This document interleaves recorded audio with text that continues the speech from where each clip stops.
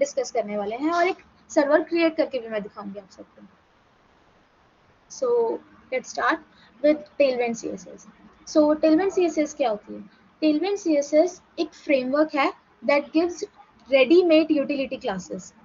For example कि आप जैसे CSS में बहुत बड़े बड़े कोड्स लिखते हो, एक CSS फाइल बनाते हो या फिर स्टाइल यूज करके स्टाइल टैग का यूज करके उस फाइल में ही लिखते हो स्टाइल्स को, तो वो बहुत बड़े बड़े कोड्स हो जाते हैं कि आपको इस टैग में ये चीज ऐड करनी है, इस एलिमेंट में ये चीज ऐड करनी है, तो वो बहुत लॉन्ग हो जाता है। तो उसको यूज ना करके हम एक स्मॉल क्लास नेम बना देते हैं। जैसे लीगो बॉक्स आप सबने सुना होगा, आई होप बचपन में बहुत खेला होगा। तो जैसे हम उनको कंबाइन करके स्मॉल पीसेस को कंबाइन करके एक डिजाइन क्रिएट करते हैं, वैसे ही हम टेलविंड में यूटिलिटी क्लासेस को यूज करते हैं। Tailwind is equals to building with small blocks, जिसको हम यूटिलिटी क्लासेस भी बोलते हैं। So why we use Tailwind CSS? क्योंकि यूटिलिटी फर्स्ट अप्रोच है, मतलब कि हमारे को कोई separate CSS file class create नहीं करनी पड़ेगी एंड ये रिस्पॉन्सिव होती है बाय डिफॉल्ट। मतलब कि जैसे अगर आपके पास CSS फाइल में आपने डिफाइन कर दिया कि साइज इतना रहेगा, अब स्क्रीन बड़ी हो या छोटी हो, साइज जो है वो उतना ही रहेगा। बट टेलविंड सीएसएस का जो बेनिफिट है वो ये है कि वो रिस्पॉन्सिव रहेगा, कि आपने अगर उसका टेक्स्ट स्मॉल बताया तो वो स्क्रीन साइज के अकॉर्डिंग स्मॉल, जैसे ये SM small, MD medium, LG large, ठीक है। And what is utility classes? So अभी यूटिलिटी क्लासेस हमने देखा कि होता क्या है। यूटिलिटी क्लासेस जो है वो सिंगल पर्पस के लिए होती है, CSS क्लासेस होती हैं that apply one specific style only, एक स्पेसिफिक स्टाइल को ही अप्लाई करती है। जैसे कि यहाँ पे मैंने एग्जांपल दे रखा है, बटन में हमने क्लास ली BG ग्रीन 500। अच्छा, BG stands for background, green stands for colour and 500 हमने उसका शेड बताया कि हमें कौन सा शेड चाहिए, जो कि ये दिख रहा है BG 500 ऐसा होगा। एंड होवर करने पे उसका जो कलर है वो 700 कर दो, समझ रहे हो, थोड़ा डार्क कलर में आ जाएगा। एंड टेक्स्ट वाइट, पैडिंग हमने Y एक्सेस पे 2 की दी है, X पे 4 की दी है, एंड राउंडेड, जिसकी वजह से ये राउंडेड हो रखे हैं। एक स्क्वायर शेप में बट ये भी थोड़ा सा राउंड, मतलब रेक्टेंगल में, बट यार राउंड है इस यूटिलिटी क्लासेस की वजह से। क्लिक मी एंड बटन, तो देखा तुमने क्या, हमने क्या किया कि हमने एक अलग स्टाइल टैग ना बना के, हमने एक अलग CSS ना बना के, हमने क्या किया कि बटन में ही एक क्लास बता दी और उस क्लास में अपना जो भी है स्टाइल डिक्लेयर कर दिया कि ये चीज हमें चाहिए। मैं अभी तुम्हारे को VS कोड पे भी करके दिखाऊंगी, अभी इधर ही समझ लो। पूरी फाइल जो है वो नेक्स्ट वाली जो है दिखाऊंगी कैसे करते हैं। अब टेलविंड CSS को यूज कैसे करें? जैसे हमने स्टाइल CSS कैसे यूज करी थी कि HTML में हमने स्टाइल टैग ले आए थे, इनलाइन कर लिया था, एक्सटर्नल के लिए हमने एक अलग से CSS फाइल बना ली थी और वो CSS फाइल को हम ले आए थे अपने हेड में और फिर उसके बाद हमने अपना काम किया था CSS का। लेकिन ये कैसे होगी? तो इसके दो मेथड होते हैं। जब हम रिएक्ट में यूज करते हैं टेलविंड CSS, वो मैं आपको अगली क्लास में बताने वाली हूँ, क्योंकि नेक्स्ट क्लास में हम रिएक्ट पढ़ेंगे। लेकिन अभी आप HTML CSS एंड जावास्क्रिप्ट कर रहे हो, इसलिए मैं आपको अभी सिर्फ CDN के थ्रू बताती हूँ, जो कि क्विक सेटअप है। अब जैसे ये देख रही हूँ मैंने हाईलाइट किया हुआ है स्क्रिप्ट SRC टेलविंड का। इस स्क्रिप्ट को अगर हम अपने हेड में डाल देते हैं, तब उसके बाद जो CSS की यूटिलिटी प्रॉपर्टीज हो गई और जो क्लासेस हो गई, वो हम यूज कर पाते हैं अपने किसी भी प्रोजेक्ट में। और ये जो छोटे छोटे प्रोजेक्ट्स होते हैं उसके लिए काफी हेल्पफुल रहता है। अभी जो आपका जो प्रोजेक्ट है इस वीक का, आई गेस वेदर है, वेदर एप्लीकेशन है, तो उसमें अगर आप यूज करना चाहो तो कर लो, नहीं कंफर्टेबल हो तो कोई बात नहीं, हम नेक्स्ट के लिए कर लेंगे इसमें, ठीक है। तो अभी मैंने क्या किया हुआ इसमें, जैसे लास्ट क्लास में बताया था मैंने, बॉयलर प्लेट या रैपर में हमने इसको रैप कर रखा है। किसको रैप किया है? बॉडी में जो H1 हेडर हमने दिया है ये, कि क्लास टेक्स्ट 3XL, 3XL मतलब बता दिया कि इसकी जो साइज है वो 3XL हो, फॉन्ट जो है इसका बोल्ड हो, टेक्स्ट ब्लू 600 हो, और क्या दिखे, hello Tailwind. So hello Tailwind यहाँ पे शो हो रहा है। कैसे यूज किया हमने?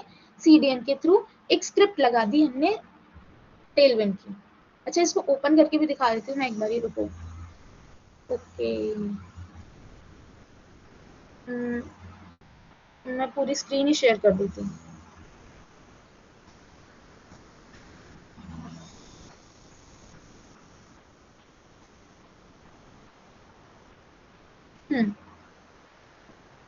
देखो, ये टेलविंड की वो स्क्रिप्ट है जो कि हमने ऐड करी है।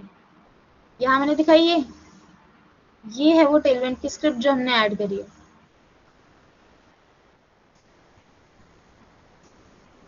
आगे का देखते हैं।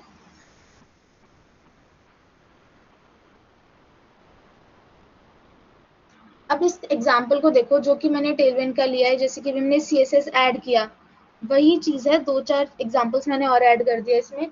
कि हेडिंग में हमने क्या किया, H1 को वही डिक्लेयर किया जो हमने पहले किया हुआ था। बटन में भी हमने क्या किया, बैकग्राउंड ग्रीन दे दिया होवर करने पे। अच्छा, होवर इफेक्ट आई गेस तुम्हें भी पता होगा, मोस्ट प्रोबेबली नहीं पता, बता देती हूँ। जब हम किसी चीज पे ऐसे रेंडर करते हैं ना माउस को, तो उसका कलर चेंज होगा, या जो भी चेंजेस करना है वो होवर करने पे है।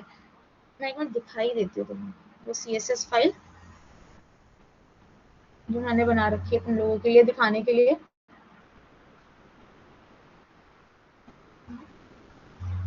हम्म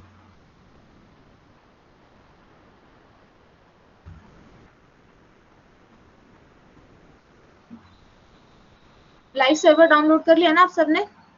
ये देखो, ये मैंने आगे, ये होवर इफेक्ट है, दिख रहा है कि मैं जब होवर कर रही हूँ तो कलर चेंज हो रहा है। यही प्रॉपर्टी मैंने वहां पे यूज की हुई है, ये होवर इफेक्ट, कि पहले ग्रीन हो 500 का, देन उसके बाद 700 का हो जब मैं होवर करूँ। आगे कंटिन्यू करते हैं। एंड एक कार्ड हमने डिजाइन किया है यहाँ पे, जैसे कि डिवीजन में हम एक डिवीजन दे दिया, उसमें हमने क्या बता दिया, उसकी मैक्स विड्थ जो हो वो स्मॉल साइज की हो, बैकग्राउंड जो हो वाइट हो, एंड राउंडेड हो वो लार्ज, एंड उसकी शेडो भी हमने बता दी कि P4 उसकी मतलब पैडिंग हो, और शेडो जो हो वो MD मतलब मीडियम हो। एंड उसके अंदर, उस डिवीजन के अंदर किया है, मतलब उस कार्ड के अंदर जो है वो शो होगा वेदर ऐप। जैसे कि हमने टेक्स्ट दिया XL font semi bold weather app, तो वेदर ऐप यहाँ पे शो होगी। फिर हमने एक पैराग्राफ इंसर्ट किया, क्या कि टेक्स्ट जो हो वो ग्रे कलर का हो, build with CSS, build with CSS। तो जो फाइल मैंने अभी दिखाई थी ये उसी का कोड है यहाँ पे। अब ऊपर तो मेटा डेटा वगैरह जो भी है आपका बॉयलर प्लेट है। सो आई होप वो तो आपको समझ आ ही रहा होगा। अब आगे की ये जो ये बॉडी मेन पार्ट जो भी हम डिस्कस कर रहे हैं वो ये है कि हमने टेलविंड CSS को कैसे यूज करना है। सो कलर्स के लिए हमने कैसे यूज किया कि टेक्स्ट को है वो रेड कलर का है 500, एंड मीडियम बोल्ड 6, इसमें हमने दे दिया margin from bottom 6 red text, जिसकी वजह से ये स्पेस आ गया इन दोनों में। ठीक है, मैंने एक ही फाइल बनाई थी, लास्ट क्लास में मैंने क्या किया था, एक एक कंपोनेंट मैंने अलग अलग दिखाया था, बट इस बार एक ही फाइल बनाना मुझे थोड़ा ठीक लगा, जिससे मैं आपको लाइव भी दिखा पाऊँ। And same for the text size and fun font, कि अगर टेक्स्ट जो है वो स्मॉल रहे, मीडियम बॉटम हमने 2 दे दिया, small text, bold text, flex box and alignment, flex item centre justify centre. अब इसका मतलब देखो कि हमने दोनों में सेंटर लिखा है। इसका क्या मतलब कि भाई दोनों जगह से सेंटर लिख दिया। इसका ये मतलब हुआ कि आइटम सेंटर मतलब कि vertically, and justify centre horizontally, कि वर्टिकली एंड हॉरिजॉन्टली जो टेक्स्ट है वो सेंटर में आ जाए, जिसकी वजह से टेक्स्ट जो है वो सेंटर में आ गया। ठीक है। एंड बॉर्डर के लिए भी we did border grey, border grey 400 rounded large, P4 padding हमने 4 की दी, एंड मार्जिन दिया बॉटम का। अच्छा, तुम्हें पैडिंग वगैरह मैंने बताया था एक बारी कि इंस्पेक्ट करके देखना, देखी थी? ये देखो, लास्ट क्लास मैंने दिखाया था, इसमें दिखाती हूँ। ये होता है बॉक्स मॉडल, जो लास्ट टाइम मैं समझा रही थी। एक सेकंड, कहाँ गया, ये रहा। ये जो है ये कंटेंट, ये पैडिंग, ये बॉर्डर एंड ये मार्जिन, दिख रहा है? अभी तो मैंने, अच्छा, whole file select,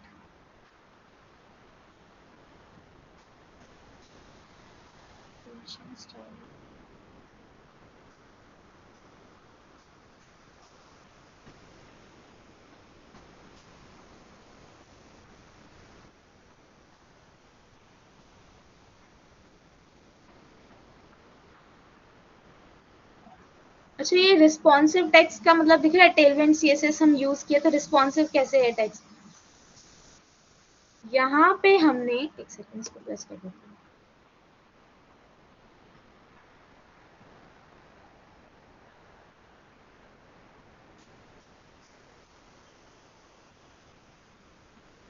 responsive text, text को हमने स्मॉल दिया है, जब स्क्रीन का साइज स्मॉल हो तो टेक्स्ट को लार्ज कर दो, जब स्क्रीन का साइज मीडियम हो तो टेक्स्ट को एक्सेल कर दो, और जब स्क्रीन का साइज लार्ज हो तो टेक्स्ट को 3 एक्सेल कर दो।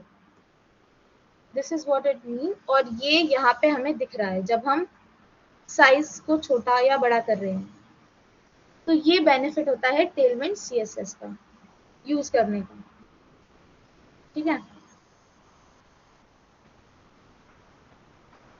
And next is JavaScript. अब देखो टेलविंड सीएसएस का मुझे जितना अभी इस सेशन के लिए इतना काफी है, आई होप, क्योंकि आगे की जो चीजें हैं वो मैं तुम्हारे को, एक सेकेंड, रिएक्ट वाला जो पार्ट होगा ना उसमें सिखाऊंगी कि कैसे करना है, क्योंकि उसमें रिएक्ट का प्रॉपर प्रोजेक्ट तुम्हारे को मैं दिखा रही हूँ, तो उसमें ज्यादा समझोगे, वो प्रैक्टिकली क्लियर दिखेगा कि कैसे कैसे यूज कर सकते हैं हम रिएक्ट को। अभी आगे का देखते हैं जावास्क्रिप्ट एडवांस, जो कि तुम्हारे इस वीक के प्रोजेक्ट में यूज होगी, ठीक है।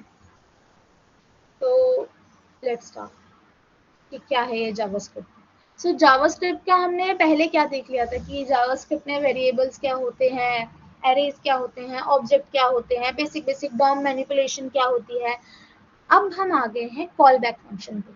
कॉल बैक फंक्शन क्या होता है कि जब एक फंक्शन एक आर्गुमेंट की तरह दूसरे फंक्शन को पास किया जाए, मतलब कि फंक्शन जो है वो एक वैल्यू की तरह बिहेव करेगा, जो कि तुम असाइन कर सकते हो, पास कर सकते हो, रिटर्न कर सकते हो, जस्ट लाइक स्ट्रिंग्स, है ना।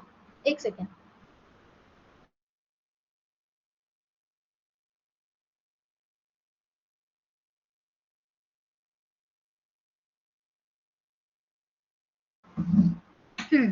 सो जैसे कि यहाँ पे तुम देख सकते हो, मैंने यहाँ फंक्शन का एक ब्लॉक बना रखा है, क्या कि function greet name call back. Call back मतलब कि दोबारा से उसको कॉल करो, किसको, console log hello plus name call back, execute after the main task, मतलब पहले मेन टास्क करो फिर उसके बाद कॉल बैक कर दो। जैसे कि ग्रीट, मैंने नेम में क्या दे दिया, क्या आर्ग्यूमेंट पास किया, खुशी, तो ग्रीट करो खुशी, फिर उसके बाद क्या करना है तुम्हारे को, console log ये बाकी। पहले हमने क्या किया, इस फंक्शन में एक वैल्यू पास करी, फिर कॉल बैक दे दिया कि पहले ये कर लो फिर उसके बाद ये काम करना। जैसे कि ग्रीट ने बोला कि पहले जाऊं मैं उसमें उस फंक्शन में जाऊं फिर उसके बाद ये काम करूं, जैसे ये करने पे क्या आया, hello Khushi welcome to Dev camp. This is the callback function, जब हम एक फंक्शन को ही एक वैल्यू की तरह पास करने लगे, एक फंक्शन को ही असाइन करने लगे, ठीक है, just like string number etcetera. अब the next is synchronous and asynchronous. ये समझना बहुत इंपॉर्टेंट है कि सिंक्रोनस क्या होता है और एसिंक्रोनस क्या होता है, एंड जावास्क्रिप्ट की एबिलिटी ही यही है कि वो दोनों को हैंडल कर पाता है। मैं अभी तुम्हें रफली बताती हूँ, फिर उसके बाद टेक्निकल उस पर चलते हैं कि डेफिनेशन क्या बोलती है। सिंक्रोनस प्रोग्रामिंग जो होता है कि आप जो भी काम कर रहे हैं वो एक सीक्वेंस में कर रहे हैं, एक ऑर्डर में कर रहे हैं, जिस जिस लाइन में लिखा है ना बिल्कुल सीधा सीक्वेंस में चल रहे हैं। जैसे कि अगर आप किसी क्यू में खड़े हैं, कोई टिकट काउंटर पे खड़े हैं, जैसे कि अगर आप मेट्रो के टिकट काउंटर पे खड़े हैं, एक क्यू बनी हुई है, पहले जो पर्सन आया उसने टिकट ली फिर वो गया, फिर सेकंड आया उसने ली फिर वो गया, तो वो एक क्या है, एक क्यू में खड़े, एक सीक्वेंस में हो रहा है, एक सिंक्रोनस प्रोसेस हो रही है। एंड एसिंक्रोनस प्रोसेस जो होती है वो इसकी उल्टी होती है, मतलब कि एक जो है वो प्रोसेस चल ही रही है लेकिन बीच में दूसरी प्रोसेस भी चल रही है, एक दोनों प्रोसेस जो है वो एक साथ काम कर रही है, ये नहीं कि पहले वाली खत्म होगी तभी मैं दूसरी काम करूंगी, ठीक है। अब इसको एक बारी जावास्क्रिप्ट के मतलब से समझते हैं कि सिंक्रोनस प्रोग्रामिंग जो होती है कि जो भी ऑपरेशंस हैं वो परफॉर्म होंगे one after another in a sequence, so basically each line of code waits for the previous one to finish before proceeding to the next one. मतलब ये है कि जो एग्जीक्यूशन है वो प्रिडिक्टेबल है, लीनियर ऑर्डर में रहेगा, और जब तभी स्टार्ट होगा जब एक टास्क जो है वो कंप्लीट हो जाएगा। जैसे कि यहाँ पे लिखा है console log acm, console log devcam, console log, ये सेम लाइन में आएगा। अच्छा, अब यहाँ जो async वाला फंक्शन है ये क्या लिखा है, console log हाय, हाय हाय आ गया, ये हमारे console में आएगा, टर्मिनल में आएगा, ठीक है। जावास्क्रिप्ट में कोई प्रिंट का फंक्शन नहीं होता है। Set time out, set time out की मैंने एक अलग स्लाइड भी बना रखी ताकि तुम्हें अच्छे से समझ आ जाए, अभी के लिए ये समझो कि ये एक डिले लेके आएगा कि ये चीज जो है बाद में हो, console log set timeout console log devcam, यहाँ पे जो ये 2000 लिखा है ना, इसका मतलब 2 सेकेंड्स होता है। 2000 का मतलब 2 सेकेंड्स है, मतलब यहाँ पे जो ये हम टाइम देंगे ना वो मिली सेकेंड्स में दिया जाता है, and 1 second is equals to 1000 milliseconds. Console log web dev, अब यहाँ पे देखो सीक्वेंस में नहीं आया, मेरा आउटपुट आया हाई वेब डेव डेवकैम। डेवकैम जो है ये बाद में क्यों आया, कैसे आया, देखो मैं दिखाती हूँ।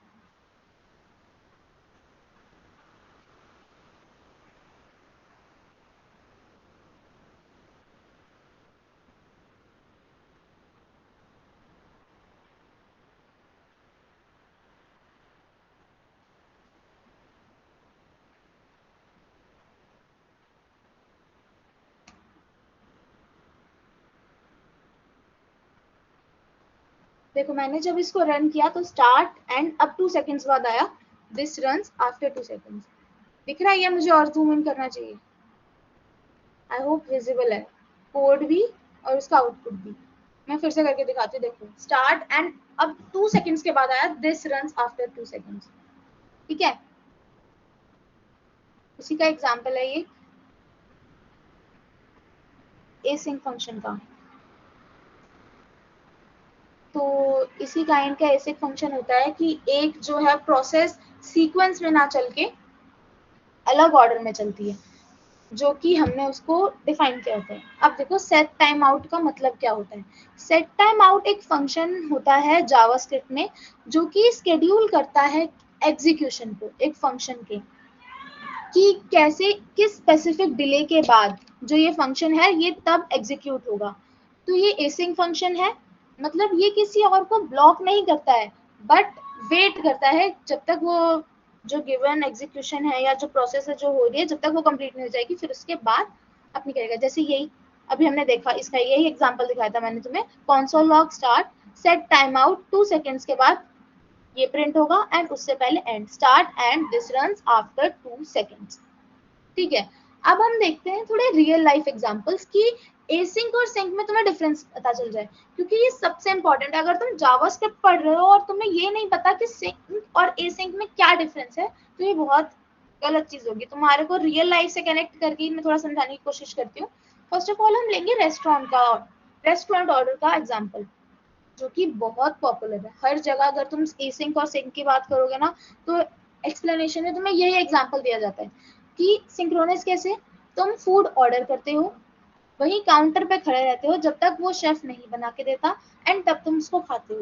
जैसे कैंटीन में अगर तुम गए, तुमने ऑर्डर दिया कि मेरे को ये चाहिए, फॉर एग्जाम्पल कुछ भी चाहिए, और फिर तुमने उसका वेट किया कि वो बने, तब तुम उसको लोगे, फिर तुम उसको खाओगे। तो इसमें तुम्हारा टाइम भी बहुत गया। ठीक है, अब यही अगर हम एसिंक प्रोसेस देखें तो वो कैसे होगा कि तुमने फूड ऑर्डर किया, तुमने कोई टोकन ले लिया, अपनी टेबल पे गए, वहां पे जाके तुमने चैट की, रील्स देखी, कुछ भी काम करने लगे जो तुम्हारा उस टाइम पे नीडेड है, और जब फूड रेडी हो जाएगा तो या तो वेटर ले आया या तुम्हारे को टोकन नंबर से बुला लिया गया कि आओ और अपना ऑर्डर लेके जाओ। तो ये एसिंक फंक्शन हो गया कि दूसरी प्रोसेस भी चला दी। मैंने एक प्रोसेस की मुझे खाना चाहिए तो मैं गई, मैंने लिया, लेने के बाद तब खाया, ये ना करके इतनी लंबी प्रोसेस ना करके मैंने क्या किया, मैंने ऑर्डर कर दिया, जब तक वो आएगा तब तक मैं ये काम खत्म कर लेती हूँ, और फिर जैसे ही वो रेडी हो जाएगा तब मैंने वो कर लिया। तो प्रोसेस जो है मतलब कम टाइम में मैंने बहुत सारा काम कर लिया, कम टाइम में मैंने बहुत सारी चीजें अचीव करी। Second example is laundry example. जैसे कि अगर आप वॉशिंग मशीन में अपने कपड़े डालते हो, जब तक वो कपड़े धुलते हैं तब तक आप वहीं खड़े रहे कि हाँ ठीक है ये होगा, तब मैं इसके बाद इसके आगे का प्रोसेस करूंगी या करूंगा। तो ये क्या हो गया, सिंक्रोनस हो गया कि आपने अपना टाइम इतना लगा दिया, ये काम भी कर रहे हो, तब तक आप दूसरा काम भी कर सकते थे। यही उसका उल्टा एसिंक क्या करेगा कि आपने कपड़े डाले, जाके नेटफ्लिक्स देखने लगे, मशीन ने बीप किया, जब काम हो गया तब आप गए वहां जाके अपना अपने आगे के क्लोथ्स वगैरह जो डाले वो कर लिए। तो यहाँ जो मशीन है वो क्या है, एसिंक टास्क कर रही है कि जब तक ये काम हो रहा है तब तक दूसरी प्रोसेस भी कर ली। Next is downloading a movie, कि अगर आपने एक मूवी डाउनलोड करनी है, आप बैठे अपने प्रोग्रेस बार को देख रहे हो कि हाँ जब तक ये खत्म नहीं होगा ये मैं इसको देखती रहूंगी कि हाँ ठीक है हो रहा है हो रहा है हो रहा है हो रहा है। एसिंक फंक्शन क्या हो गया कि जब आपने स्टार्ट कर दिया डाउनलोड को, तब आप तब तक क्या कर रहे हो, दूसरा टास्क कि चलो जब तक डाउनलोड हो रही है मैं तब तक इंस्टा की रील देख लेती हूँ या कुछ और काम कर लेती हूँ, असाइनमेंट खत्म कर लेती हूँ अपना इस काइंड में।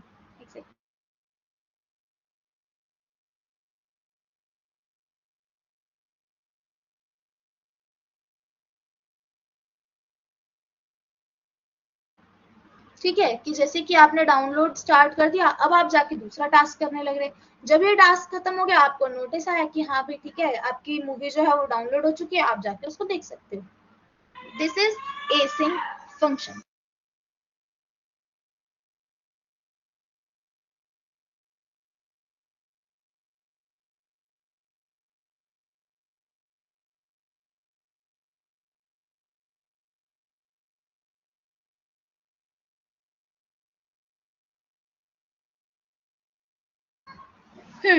सो ऐसे ही आपने क्या किया, अपनी मूवी को डाउनलोड कर लिया, उसकी जगह आपने अपना दूसरा टास्क कर लिया। जब तक, सॉरी थोड़ा डिस्टर्ब हो रहा है, एक्चुअली मेरे घर पे थोड़ा काम चल रहा था उसके चक्कर में। सो क्या किया आपने, मूवी डाउनलोड करी।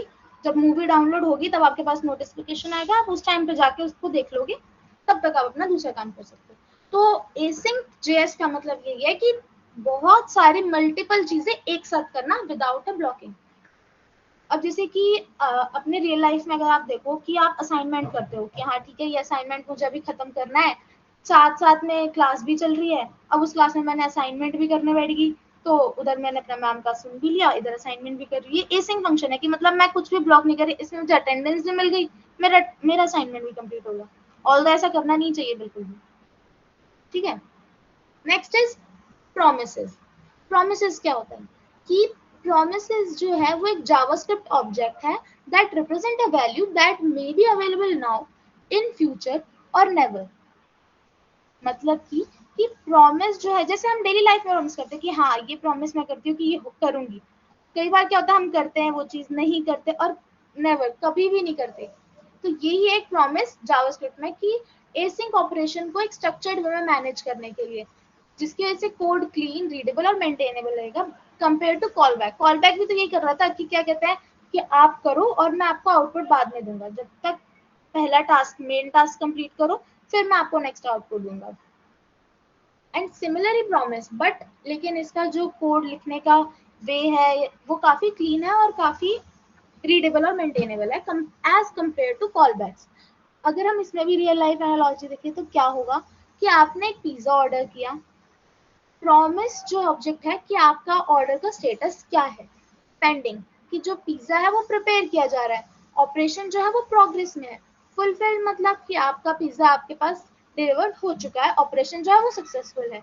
रिजेक्टेड मतलब पिज्जा जो है वो कैंसिल कर दिया कि वो अभी बन ही नहीं सकता for some reason this that. ठीक है, और आपने क्या किया कि वो जो भी स्टेटस है वो आपको दिख गया, कि आपने अगर जोमेटो से किया ऑर्डर तो वहां पे दिख गया, तुमने वहां जाके किचन में वॉच नहीं करते रहे कि जब तक अदर टास्क भी करते रहे, ये नहीं कि हाँ कि वहां खड़े रहे जब तक तुम मुझे बताओगे नहीं कि ऑर्डर बन गया या नहीं बना, तब तक आप वेट ऐसे नहीं किया ना आपने। सो यही चीज है कि ये प्रोमिस जो है वो ऐसे करते हैं। इसकी तीन स्टेट्स होती हैं, क्या, एक पेंडिंग, एक फुलफिल्ड और एक रिजेक्ट। पेंडिंग मतलब कि हाँ भाई ऑपरेशन जो वो प्रोग्रेस में, कोई वैल्यू अभी तक आई नहीं है। फुलफिल्ड मतलब कि ऑपरेशन जो है वो सक्सेसफुल हो चुका है और उसकी एक वैल्यू है। रिजेक्टेड मतलब कि ऑपरेशन जो है वो फेल हो चुका है, उसकी एक और एक वो एरर इन्फो भी भेजते हैं कि हाँ एक एरर आ गया ये चीज। ठीक है, अब हम देखते हैं कि प्रॉमिस को हम क्रिएट कैसे करेंगे। प्रॉमिस ऐसे क्रिएट होगा कि देखो पहले कोड को देखते हैं, फिर हम इधर स्विच होंगे कि let my promise new promise equals to resolve और रिजेक्ट। मतलब अगर रिजॉल्व हो तो यहाँ वैल्यू स्टोर हो, रिजेक्ट हो तो यहाँ वैल्यू स्टोर हो। क्या, लेट सक्सेस ट्रू, हमने मान लिया कि जो सक्सेस है अभी वो ट्रू है, ट्रू स्टेट में है। तो जब सक्सेस है, इफ सक्सेस, तो रिजॉल्व ऑपरेशन सक्सेसफुल, बता दो कि जो हमारा सक्सेस है, जो हमारा ऑपरेशन है वो सक्सेसफुली रिजॉल्व हो चुका है। एल्स रिजेक्ट, ऑपरेशन फेल्ड, कि ऑपरेशन जो है वो रिजेक्ट हो चुका है। My promise dot then result console dot log result catch error console log error. अब इसको समझते हैं कि इसका मतलब क्या है। न्यू प्रॉमिस से हमने एक नया प्रॉमिस ऑब्जेक्ट बनाया जिसने क्या लिया, रिजॉल्व और रिजेक्ट। जब ऑपरेशन सक्सेसफुल होगा तब ये कॉल होगा, जब ऑपरेशन फेल हो जाएगा तब ये होगा। जैसे कि अगर हमने यहाँ पे ट्रू किया, अगर हम यहाँ पे फॉल्स कर देंगे तो वो क्या हो गया, वो रिजेक्ट हो गया। जो हमारा ऑपरेशन है वो रिजेक्ट हो गया। अब इसको हमने रिजॉल्व कैसे किया कि जब जो है हमारा सक्सेस है तब हम क्या करेंगे, ऑपरेशन सक्सेसफुल भेज देंगे अपने रिजल्ट पे, और अगर ऑपरेशन फेल्ड है तो हम रिजेक्ट भेज देंगे। अब ये जो चीज है ये हमने क्या किया, हमने कंज्यूम किया प्रॉमिस को कि हमारा जो प्रॉमिस है ये तो सारा काम हो गया, ठीक है ये से हो गया, लेकिन हमें पता कैसे चलेगा, तो हमने शो कैसे किया, डॉट देन से result is equal to console dot log result dot catch error error log console log error. मतलब dot then stand for run when the promise is fulfilled. Then जब कब रन करेगा, जब promise जो है वो fulfil हो गया कि हाँ हमारा जो ऑपरेशन है वो सक्सेसफुल है, तब ये लॉग आएगा। जब हम कैच करेंगे मतलब अगर कोई एरर आ गया या फिर हमने क्या किया कि ऑपरेशन फेल है, तब ये आ जाएगा। ठीक है, इसको भी मैं दिखाई देती हूँ तुम्हें।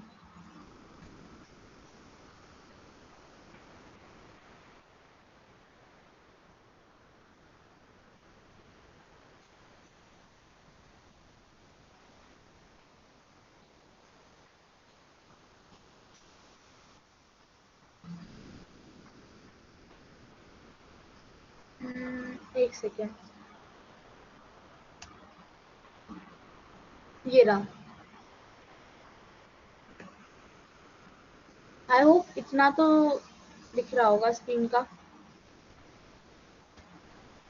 हम्म अब हम इसको रन करके देखते हैं। ऑपरेशन सक्सेसफुल कैसे आया, अभी मैंने क्या दे रखा था, सक्सेस ट्रू दे रखा था। अब इसको हम फॉल्स ट्राई करते हैं। ऑपरेशन फेल्ड दिख रहा है। क्या हुआ, जब यहाँ पे सक्सेस ट्रू था तो ये रिजॉल्व हुआ, जब सक्सेस फॉल्स हो गया तो ये रिजेक्ट हो गया, एंड उसके बाद हमारे कंसोल लॉग में क्या दिखा, ऑपरेशन फेल्ड। ठीक है,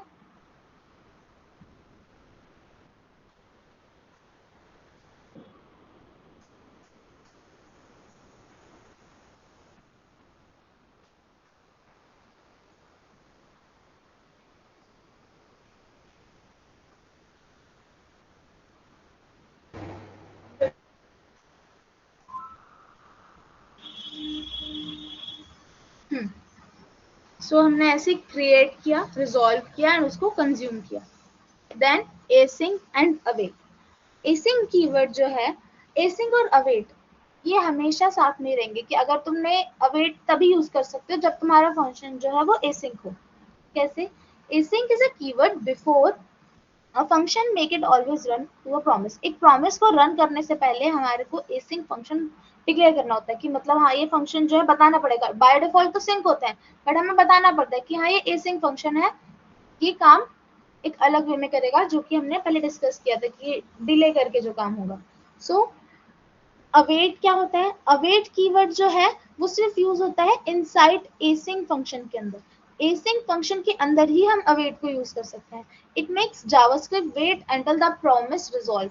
मतलब जब तक प्रॉमिस का रिजेक्ट या रिजॉल्व हमारे पास आउटपुट नहीं आ जाता तब तक जो है अवेट वेट करता है उस प्रॉमिस के रिजॉल्व होने का। जैसे कि देखो, async function demo let promise new promise resolve set timeout resolve data fetch after 2 seconds let result await promise and then उसके बाद console में करें। ये जो डेटा फेच्ड है ना, ये 2 सेकेंड्स के बाद दिखेगा। ठीक है, अब रियल लाइफ एनालॉजी देखें अगर इसकी हम, तो कि आप गए आपने कॉफी ऑर्डर करी with promises, you keep saying dot then I will do this. ठीक है, कि आप गए आपने रिमाइंड बार बार करा रहे प्रोमिसेस के साथ कि करो करो जल्दी करो, ये जो है कॉफी मेरे पास आनी चाहिए, डॉट देन बार बार कॉल करेगा। लेकिन एसिंक अवेट से क्या होगा कि वो वेट करेगा। अवेट जो है जब तक वो प्रॉमिस का रिप्लाई उसके पास नहीं आ जाता तब तक वो वेट करेगा एंड देन उसके बाद कंटिन्यू करेगा। लेकिन प्रोमिसेस में हमें क्या करना पड़ा था, बार बार डॉट देन जो है वो बार बार एग्जीक्यूट होता था, वो सामने नहीं दिख रहा था बट हो रहा था। इसे एसिंग का वेट के साथ क्या है कि आप वहां पे वेट करोगे जब तक कॉफी रेडी नहीं होगी, देन अपना दूसरा जो वर्क है वो शुरू करोगे। अब ये तुम्हें लगेगा कि सिंक्रोनस है बट ये बाकी प्रोसेसेस को ब्लॉक नहीं कर रहा है, इसीलिए ये एसिंग फंक्शन है। कि बाकी जो प्रोसेस मेरी बैकएंड में चल रही है कि अगर ये मेरे को कॉफी लेनी है ये, लेकिन इसके अलावा मेरे को असाइनमेंट भी करना है, मुझे इधर से मेरी कॉल आ रही है, मैं कॉल भी पिक कर रही हूँ, तो उस काइंड में कि मैंने बाकी प्रोसेस को ब्लॉक नहीं किया, मैं वहां वेट बेशक कर रही थी लेकिन मैं अपने दूसरे टास्क भी कंप्लीट कर रही थी। अब एपीआईज को हम फेच कैसे करते हैं? एपीआईज होती क्या है, अभी के लिए इतना समझ लो कि एक ब्रिज है, is a kind of bridge between two operations, या दो प्रोसेस के बीच का एक ब्रिज। कि आपने फ्रंट एंड से बैक एंड जो भी है एपीआई, वो आगे मैंने और डिस्कस किया हुआ इसके बारे में, लेकिन हम उसको फेच कैसे करेंगे पहले मैं ये बता देती हूँ कि और वो कैसे फॉर्मेट में आएगी। तो it is a modern way using HTTP request, जो हम जावास्क्रिप्ट में protocols, network protocols I guess आपने पढ़े होंगे 11th-12th में। तो ये क्या करती है कि एक जो प्रॉमिस रिटर्न करता है उसके ऑब्जेक्ट को रिजॉल्व करती है। मोस्टली जो है एपीआईज कॉल का जो रिस्पॉन्स होता है वो जेसन फाइल में ही आता है। बेसिक एग्जांपल देखो, जैसे कि fetch this API, then resolve this response को जेसन में कन्वर्ट कर दिया इस रिस्पॉन्स को, और डेटा को जो है वो हमने कंसोल पे अपना दिखा दिया। फेच मतलब कि हमने जो है एक लेटर सेंड किया, एक रिक्वेस्ट सेंड करी सर्वर को, उसका रिस्पॉन्स का वेट किया, और फिर उसके बाद डॉट जेसन से हमने उस लेटर को या उस रिस्पॉन्स को रीड किया। ठीक है, अब क्या है जेसन, क्या होता है, मैं जेसन जेसन बोल रही हूँ, इसका मतलब होता क्या है? JavaScript object notation is a light weight format for storing and exchanging data. ये जावास्क्रिप्ट के ऑब्जेक्ट की तरह दिखती है, बट ये जो है यूज कब होती है, जब हम कोई चीज सेंड कर रहे हैं या रिसीव कर रहे हैं। ह्यूमन रीड के लिए बहुत ईजी होती है और मशीन के लिए कि वो पार्स करता है। ठीक है, एग्जाम्पल देखो कि जेसन फाइल दिखती कैसे है। अब इसका मैं तुम्हारे को भी एक रियल लाइफ में करके दिखाऊंगी यूजिंग पोस्टमैन। आगे बता दो कि पोस्टमैन को यूज कैसे करते हैं, कैसे करते हैं।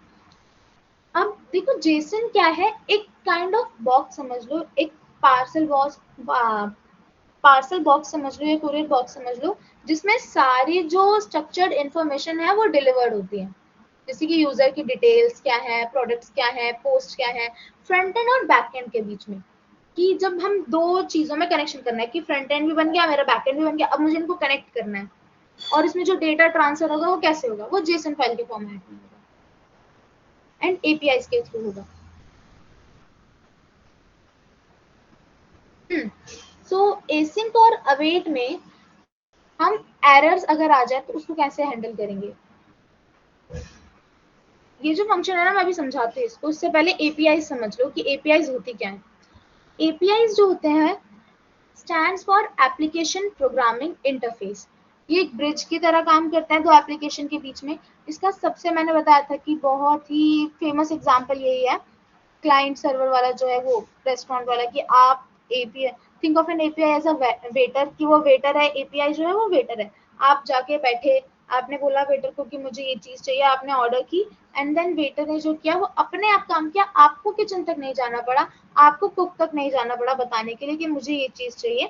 वेटर ने क्या किया, एपीआई बन के वो रिक्वेस्ट की और किचन को दी, and kitchen as a server उसने फूड प्रिपेयर किया, एंड प्रिपेयर करने के बाद वेटर को दिया, एंड उसी वेटर ने ब्रिंग किया, क्या ब्रिंग किया, योर रिस्पॉन्स, जो कि आपने ऑर्डर किया था। तो आपको पीछे की प्रोसेस क्या चल रही है कुछ नहीं पता, सिर्फ एपीआई को पता है कि आपने, आपको ये जो काम है वो इस एपीआई को बताना है, पीछे बैकएंड में क्या चल रहा है वो एपीआई हैंडल करेगा। ठीक है, एंड एपीआई के काफी सारे टाइप्स होते हैं, बट अभी बूट कैंप में भी हम सिर्फ रेस्ट एपीआई के बारे में समझेंगे। रेस्ट एपीआई क्या होती है? Representational state transfer. ठीक है, is a type of API that allow communication between different system over internet, works by sending request and receiving response typically in JSON format between client and server। अब देखो, जैसे कि एक client है, आप हो, आपने क्या किया कि एक सर्वर पर रिक्वेस्ट डाली कि मुझे, ब्राउजर पर आपने लिखा कि मुझे ये साइट पे जाना है, आपने वो रिक्वेस्ट डाली, गेट पोस्ट पुट, ये जो है ये मेथड्स हैं, इसके बारे में मैंने भी आगे डिस्क्रिप्शन में लिखा हुआ है, मतलब पूरा डिस्क्राइब किया हुआ है कि क्या क्या कैसे होते हैं। आपने इस एपीआई के थ्रू एक रिक्वेस्ट डाली सर्वर को, सर्वर ने ढूंढा कि अच्छा कहाँ पे मेरे पास ये रिक्वेस्ट हो सकती है, ये कहाँ पे जो डेटा है वो हो सकता है, वो देख के उसने रिस्पॉन्स जनरेट किया जेसन फाइल का, और वो आपको दे दिया, आप अपने क्लाइंट को दे दिया। अब HTTP हर जगह दिखेगा ये HTTP क्या है, HTTP क्या है। इसका मतलब है हाइपर टेक्स्ट ट्रांसफर प्रोटोकॉल। ये नेटवर्किंग प्रोटोकॉल में आता है एंड मोस्ट प्रोबेबली आप लोगों ने 11th-12th में जिसके पास CS थी उसने पढ़ा होगा, क्योंकि पाइथन के साथ ये पढ़ाया गया था। ठीक है, ये कम्युनिकेशन प्रोटोकॉल होता है वेब का, जिसके थ्रू हम कम्युनिकेशन कर पाते हैं सर्वर से। ठीक है, कि एक लैंग्वेज होगी जो ब्राउजर या ऐप या क्लाइंट के और सर्वर के बीच में रहेगी। एक लैंग्वेज के थ्रू हम बात कर पाते हैं। अभी मेरे को आप समझ पा रहे हो क्योंकि आपको लैंग्वेज आती है। तो एक लैंग्वेज जो है ये HTTP है प्रोटोकॉल, इस प्रोटोकॉल से।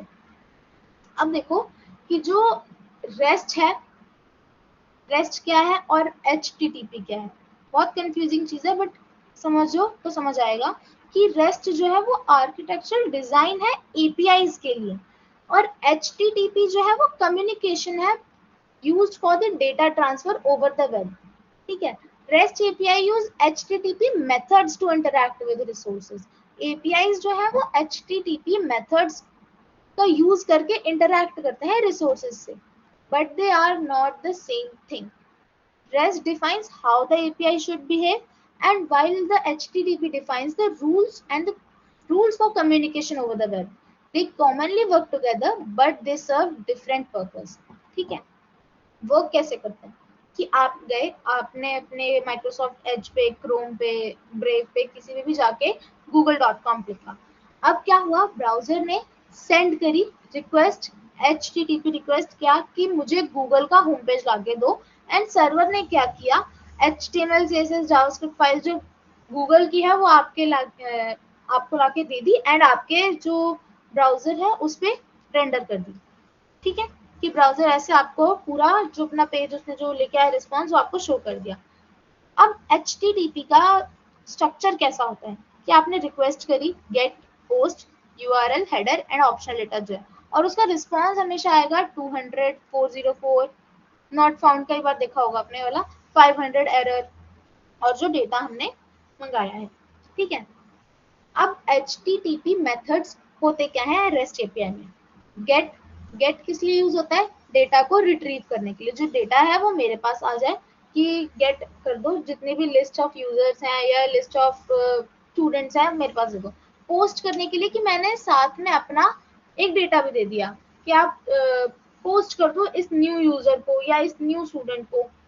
पुट यूज करते हैं कि हम ताकि जो एग्जिस्टिंग डेटा है उसको रिप्लेस कर दें या फिर अपडेट कर दें। ठीक है, पुट यूजर दिस।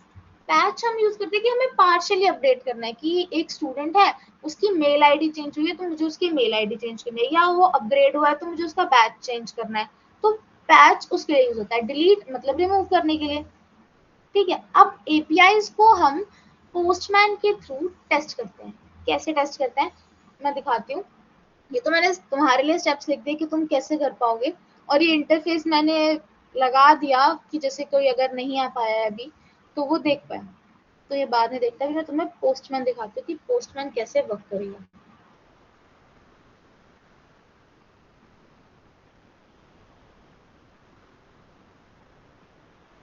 अच्छा, इसके लिए आपको पोस्टमैन जो है वो डाउनलोड करना, इंस्टॉल करना पड़ेगा अपने सिस्टम पे, तो वो आप कर लेना। अदरवाइज एक ऑल्टरनेटिव वे बता दूंगी अभी आपको कि आप कैसे कर सकते हो।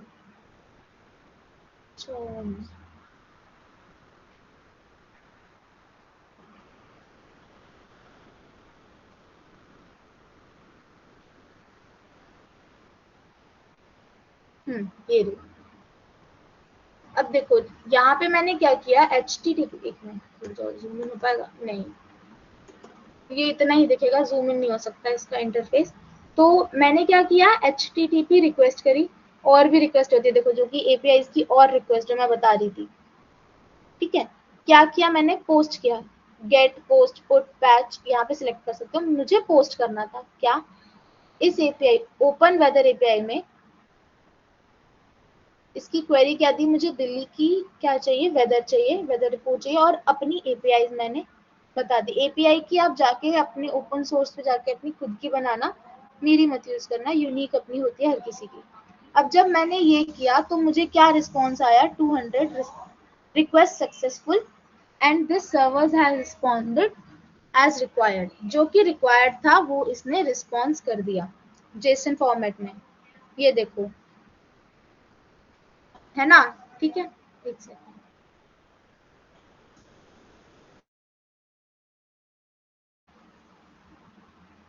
देखो क्या रिस्पॉन्स किया, जो कि मैंने इससे मांगा था कि इसके लोकेशन बता दो दिल्ली की, जो लैटिट्यूड और लॉन्गिट्यूडनल है, ताकि मैं मैप करवा पाऊँ।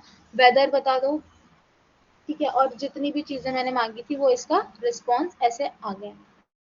ठीक है, अगर मैं चाहूँ तो अगर मेरे पास पोस्टमैन नहीं है तो मैं ये एपीआई को,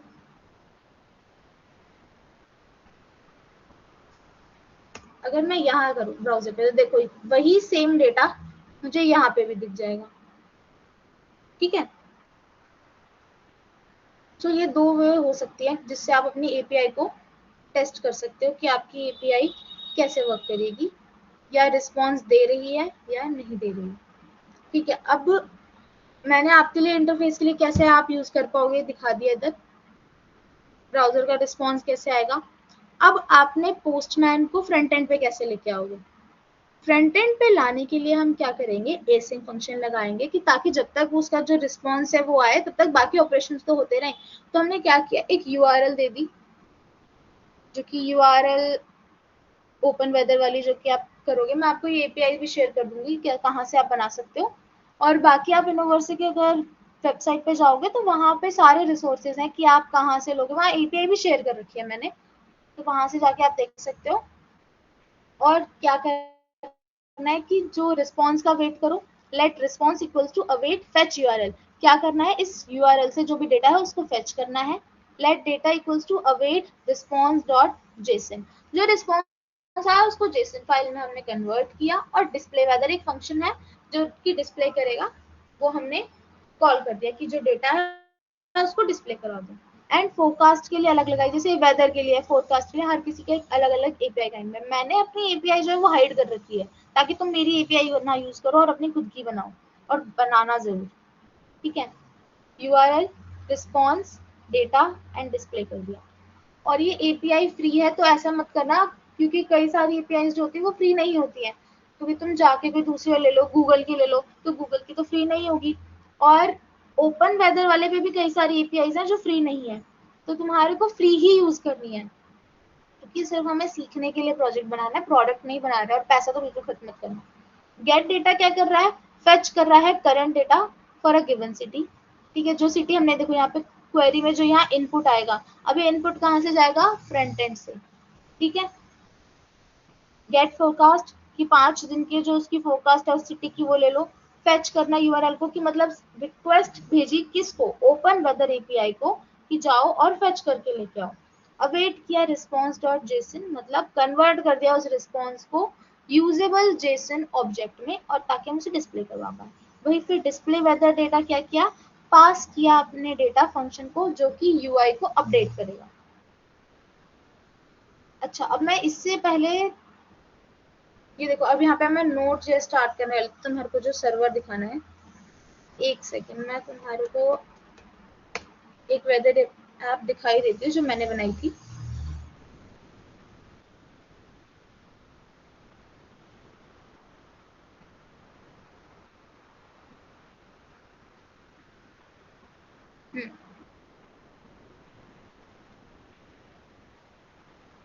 यस,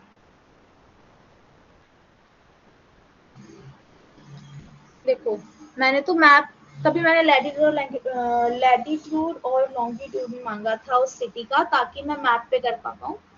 लेकिन ये तुम्हारे लिए मैंने ऑप्शनल रखा है ताकि तुम्हारे को दिक्कत ना हो। तो इसमें क्या किया था मैंने, ये मैंने अपने फर्स्ट ईयर में जब मैं तुम्हारे टाइम पे थी तब बनाई थी, अभी की नहीं है, बहुत पुरानी है ये। तो उस टाइम पे मैंने ये प्रोजेक्ट बनाया था कि कैसे क्या क्या, इसका फॉन्ट भी बहुत बेकार है, बहुत बेकार यूआई बनाया था मैंने उस टाइम पे।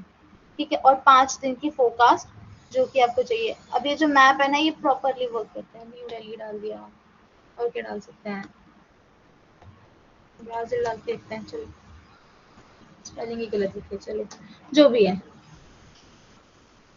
ठीक है, ऐसे ही आपकी वेदर एपीआई जो है वो वर्क करेगी। अब आपको मैंने बता दिया कि फ्रंट एंड से आप कैसे लेके आओगे अपना पोस्टमैन का। नोड जेएस जो है ये कम्प्लीटली डिफरेंट है। अब तक जितना मैंने आपको बताया वो आपके अभी वाले वेदर ऐप में यूज आप कर सकते हो, लेकिन जो ये Node.js है ये आपके अभी इस प्रोजेक्ट में यूज कहीं नहीं आएगा। ये आगे जो आपका प्रोजेक्ट आएगा सर्वर बनाने के लिए, जैसे लास्ट टाइम पूछा था किसी ने कि सर्वर क्या होता है, कैसे बनता है, तो उसके लिए मैं लेके आई हूँ इस बारी बताने के लिए कि Node.js आपको इंस्टॉल करना पड़ेगा। और ये आप कर भी लेना, अगर इस वीक में अगर आपको टाइम मिले ना तो Node.js इंस्टॉल कर लेना, कि नेक्स्ट प्रोजेक्ट जो होगा वो हमारा इसी के ऊपर होगा। तो इंस्टॉल करने के लिए स्टेप्स मैंने बता रखे हैं कि कैसे आप जाके इंस्टॉल कर सकते हो। तो Node.js को समझते हैं कि Node.js होता क्या है। एक सेकेंड।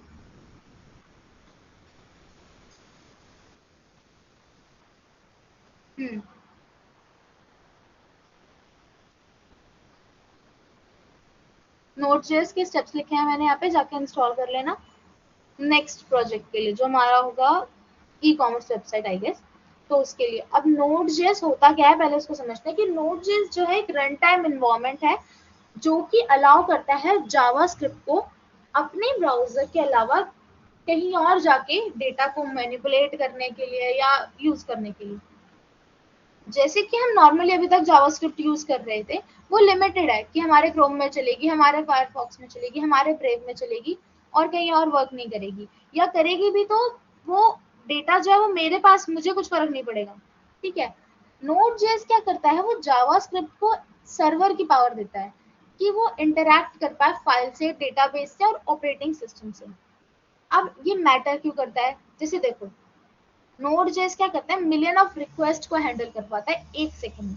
जैसे नेटफ्लिक्स पे आप स्ट्रीमिंग करते हो, पेपल यूज करते हो, चैट ऐप यूज करते हो, रियल टाइम चैट ऐप, तो ये सारी Node.js पे जो है ये रिलाई करते हैं कि सारा कुछ जो है इनका Node.js के थ्रू।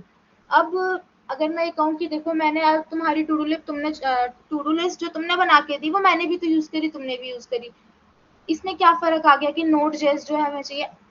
जो मेरा डेटा है वो एक्चुअली कहीं स्टोर हो रहा है, जो मेरा डेटा है वो मैं एक्चुअली कहीं देख पा रही हूँ।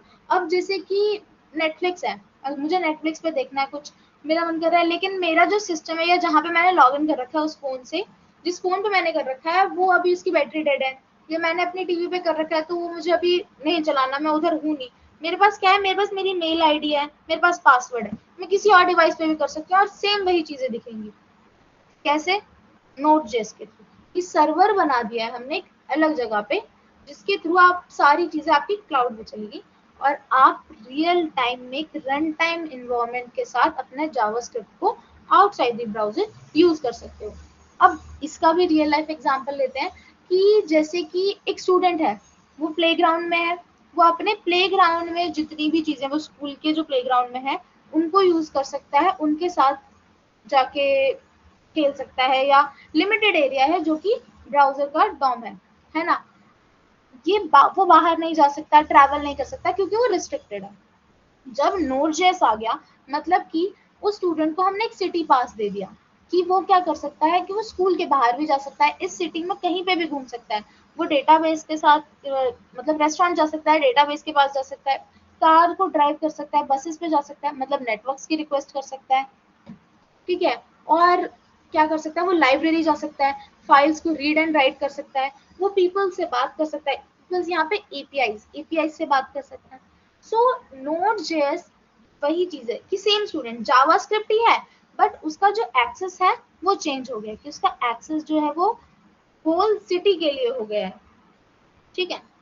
अब लोकल सर्वर क्या होता है कि जैसे कि अगर आपने क्या किया, आपने अपना नोड एप्लीकेशन आपने बनाने की ट्राई करी कि हाँ ऐसे है, ऐसे करना है, तो वो आपने अपने लोकली पे जब रन किया विदाउट डिप्लॉइंग, उसको डिप्लॉय करे बिना ही आपने जब उसको अपने अपने कंप्यूटर पे रन किया, अपने लोकल होस्ट पे रन किया इंस्टेड ऑफ द इंटरनेट, तो वो जो है वो लोकल सर्वर कहलाएगा। जैसे कि मोस्टली HTTP लोकल सर्वर, इस सर्वर पे लोकल होस्ट हो रहे होते हैं मोस्टली। जैसे कि आप एक रेस्टोरेंट ओपन कर रहे हो, तो अब उसको टेस्ट करने के लिए कि कस्टमर्स को या पब्लिक को देने के लिए आपने वो रेसिपीज जो है वो अपने घर पे भी ट्राई करी, आपने अपने फैमिली मेंबर्स को बुलाया ताकि वो टेस्ट करे, वही आपका जो कंप्यूटर है वही एज अ क्लाइंट यूज कर रहा है। Once everything works fine you open the restaurant for public, मतलब आप डिप्लॉय कर देते हो इंटरनेट पे। ठीक है। That testing at home is local server, and opening for everyone, मतलब deploying to real server like AWS, Vercel और रेलवेज इज फॉर एवरीवन, कि सब उसको यूज कर पाएंगे। तो लोकल सर्वर और नोड जेस में ये डिफरेंस है जब हम डिप्लॉय कर देते हैं। अब देखो ये नोड जेस का जो सर्वर है वो वर्क कैसे करेगा, इसको रीड आउट कर लेना एक बारी, मैं तुम्हारे को सर्वर दिखाई देती हूँ बना के कि कैसे बनता है।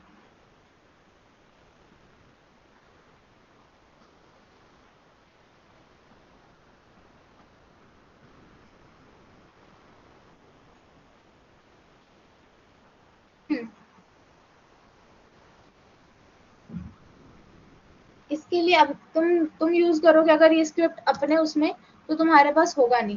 क्यों? रीजन इज क्योंकि तुमने अपने अभी सिस्टम में नोड जेएस को रन, मतलब इन्वायरमेंट को इंस्टॉल नहीं कर रखा है। अब मैंने यहाँ पे क्या किया, पहले मैं सर्वर में आऊँ,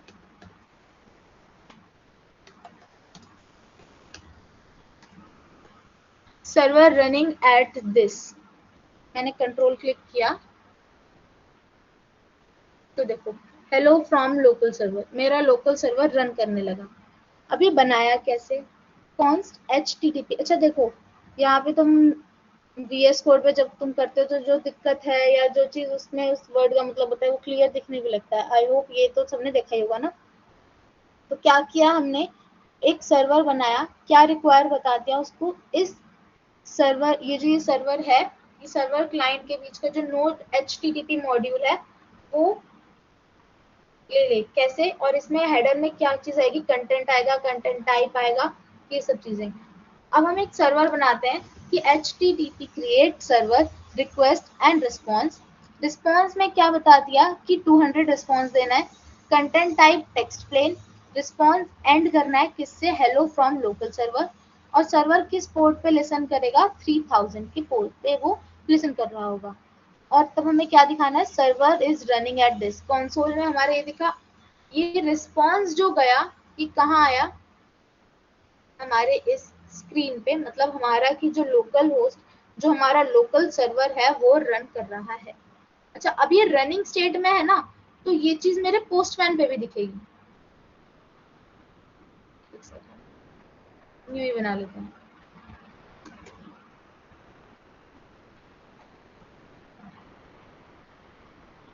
देखो हेलो फ्रॉम लोकल सर्वर, है ना। तो ऐसे एक लोकल सर्वर जो है वो वर्क करता है।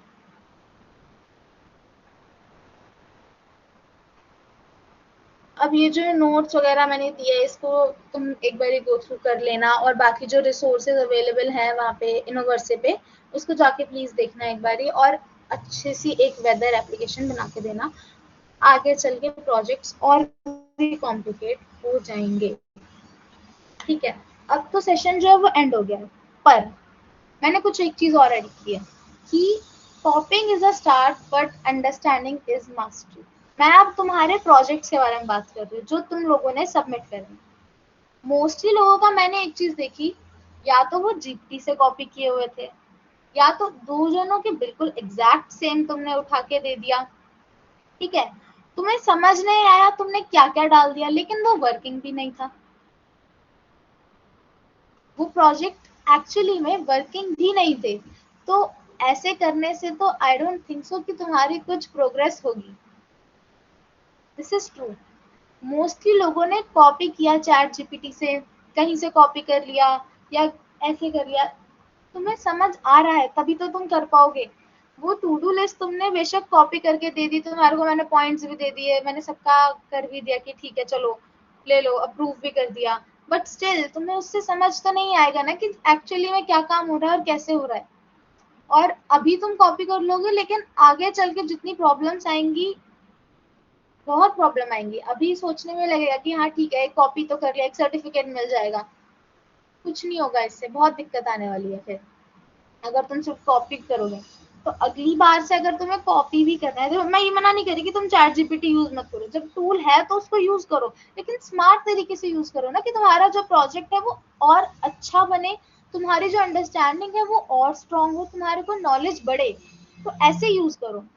अगर तुम्हें कॉपी कोड करना है, तुम्हारे को नहीं समझ आ रहा, अब 2 घंटे से तुम एक ही कोड पे लगे हो लेकिन तुम्हें समझ नहीं आ रहा, दिक्कत क्या थी, सिर्फ एक कॉलन नहीं लगाया।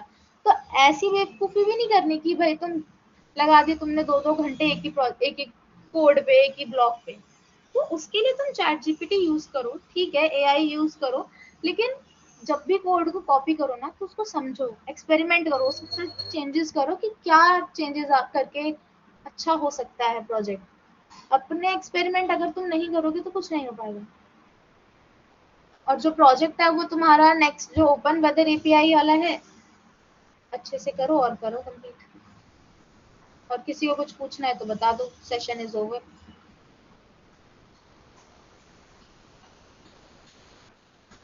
कोई क्वेश्चन नहीं है किसी का?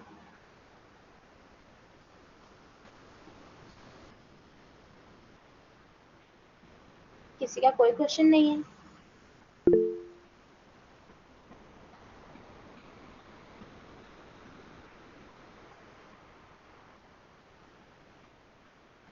कार्ड डिटेल्स अच्छा थैंक यू। एक सेकंड, क्या ओपन वेदर प्राइसिंग मांगता है फ्री टियर में भी? नहीं, ऐसा तो नहीं है। मैंने भी ओपन वेदर की यूज कर रही हूँ, मेरी अभी तक ओपन वेदर की वो लास्ट ईयर से ही चल रही है। क्या कार्ड डिटेल्स, कौन से कार्ड